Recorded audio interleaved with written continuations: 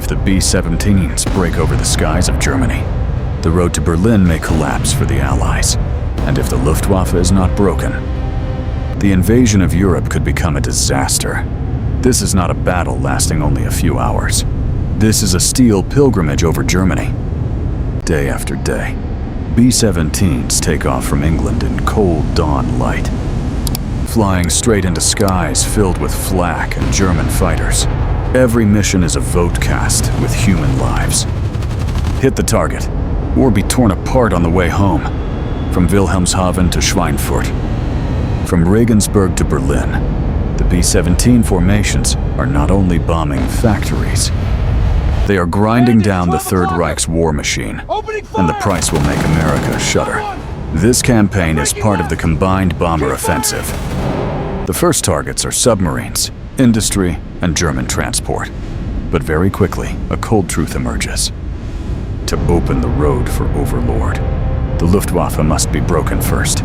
The American force in England is the 8th Bomber Command, later renamed the 8th Air Force on February 29, 1944. The major figures of the campaign: Ira Eaker, Carl Spaatz, Jimmy Doolittle.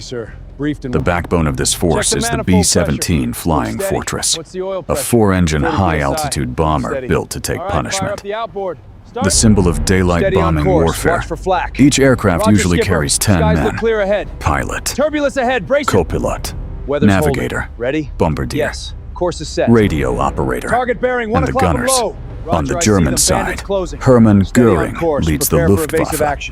The main shields are Bf-109s, Fw-190s, Bf-110s, and Ju-88s. Below them is an ever-thickening belt of flak. In early 1943, the Americans begin striking deep into Germany. January 27, 1943, Wilhelmshaven. 91 bombers take off from England. 58 reach the target and drop 137.5 tons of bombs. 3 do not return. It is America's first strike inside Germany itself, and it creates a dangerous belief that .50 caliber guns and tight formations can protect the B-17. That belief will soon be punished by Germany's sky. February 4th, 1943. Emden brings the Luftwaffe fully into the fight. From here, the hunts become far more brutal. B-17s do not fly alone. They fly in combat boxes, a maze of firepower designed to shield each other. Each formation tries to hold exact spacing through ice and gunfire. One small drift can open a deadly gap. While still within escort range, Spitfires, then P-47s, can cover the skies near the coast. But the deeper they fly into Germany, the more the flying fortresses must fight almost alone. The Germans learn very quickly. They discover the B-17's nose is its weak point, and launch direct frontal attacks. The Fuballen 190s charge straight into the formation's head. Bf-109s flash across cockpit glass. Bf-110s and Ju-88s fire from outside close range. After every mission, the sky grows thicker with killing experience. Summer 1943. Point blank is intensified. America begins striking key locks of German industry: aircraft, ball bearings, engine factories. August 17th, 1943. 1 year after the first Rouen mission, the 8th Air Force launches its deepest strike so far. 315 B-17s drive into Germany on 2 routes. One force heads for Regensburg. One force heads for Schweinfurt. Regensburg is the center of Messerschmitt production. Schweinfurt is the heart of anti-friction ball bearings. B-17s drop a total of 724 tons of bombs.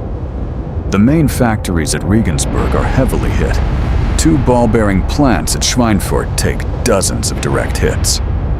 But the price is terrifying. 60 American aircraft are shot down. Air combat stretches from the entry into Germany to the withdrawal. For Regensburg, one wing must keep flying to North Africa.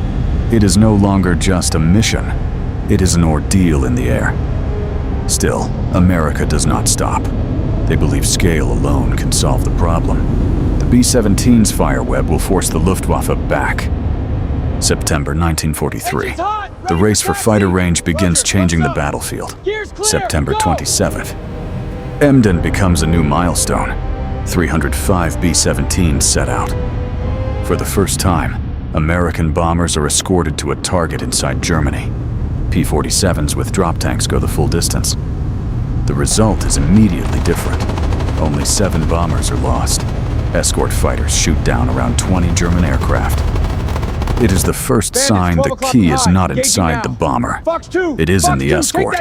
But before that key fully opens the door, the 8th Air Force must pass through its darkest week. Early October 1943, Black Week. Repeated missions into Germany suffer brutal losses.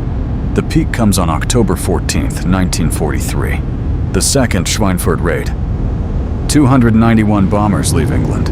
At the German border, friendly fighters turn back, and the B-17 formation is left alone. The Luftwaffe attacks them from every direction, from the front, from both sides, from above. Then flak shreds the target area. Many German fighters even fire rockets into the dense formation. When the battle ends, 60 B-17s are shot down. Around 600 crewmen are lost over enemy territory. 17 more crash or are written off after reaching England. 121 need repairs. This is no longer an acceptable loss. This is a red alert for daylight bombing doctrine. After Black Thursday, America is forced to stop deep, unescorted penetrations. Germany's sky has shattered the illusion that bombers always get through. But the story does not end in that failure. It only moves into a harsher phase. Winter 1943 into early 1944. The 8th Air Force grows rapidly. P-47s receive more drop tanks. P-38s begin reaching deeper. And the P-51 Mustang appears like the answer at the right time. January 11th, now 44. More than 570 bombers hit Oschersleben, Halberstadt, and near Brunswick. They meet around 500 German fighters. 60 more bombers disappear. At this point, the air war remains brutally balanced. Then the hand of command changes.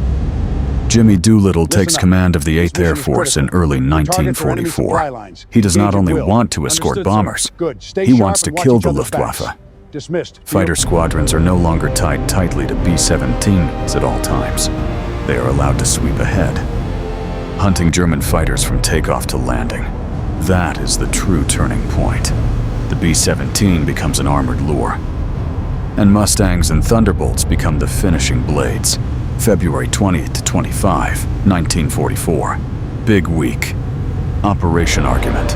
The 8th and 15th Air Forces hammer German aircraft industry. Aircraft factories. Engine factories. Ball bearing factories. The Royal Air Force strikes by night. America strikes by day. Escort fighters can now reach the target. The 8th Air Force alone flies more than 3,300 sorties in the plan. The USF flies nearly 4,000 heavy bomber sorties during Big Week. More than 20 million pounds of bombs fall on industrial targets. America loses more than 200 heavy bombers, around 2,600 casualties in the bomber force. But the Luftwaffe loses about 1/3 of its available fighters, and 1/5 of its veteran fighter pilots.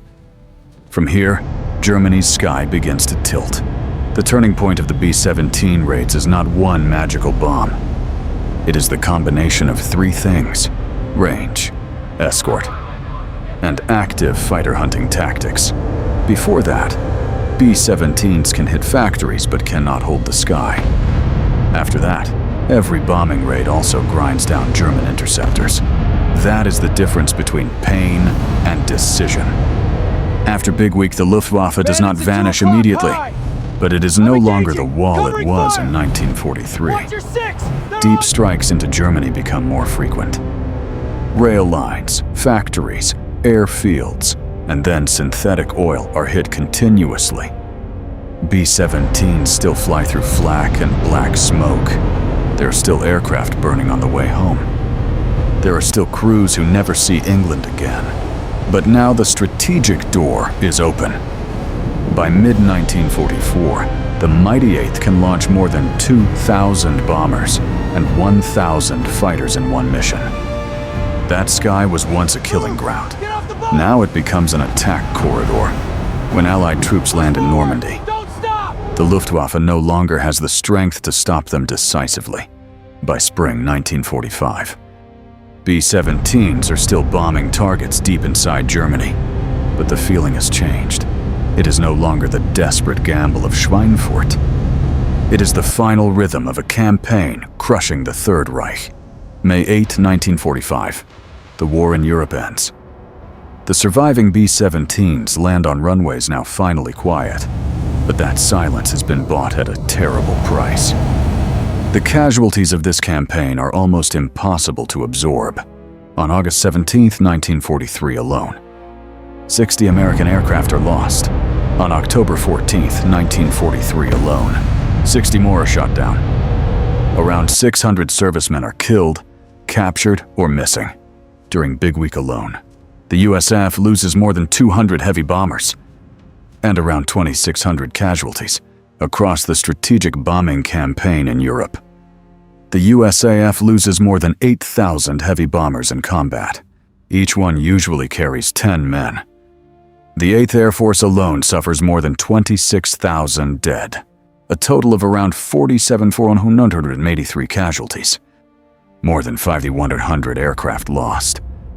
In 1943, only about 1/4 of 8th Air Force bomber crews complete a 25-mission tour. The other 3/4 are killed, badly wounded, or captured.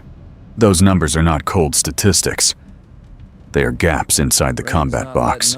They are empty seats in the aircrew mess hall. They are telegrams sent home in the night.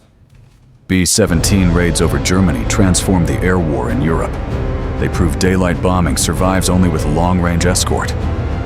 They pull the Luftwaffe into an attrition battle. Germany cannot win. They protect the road to Normandy.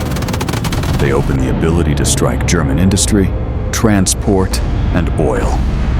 They also destroy the romantic illusion of the invincible flying fortress. The B-17 is a symbol of power. But victory comes only when that symbol joins an entire system. Bomber, escort, intelligence, production, and the right tactical change at the right moment. The question left after the B-17 raids over Germany is this: was the Third Reich first broken by bombs falling on factories, or by German pilots forced to take off and never return?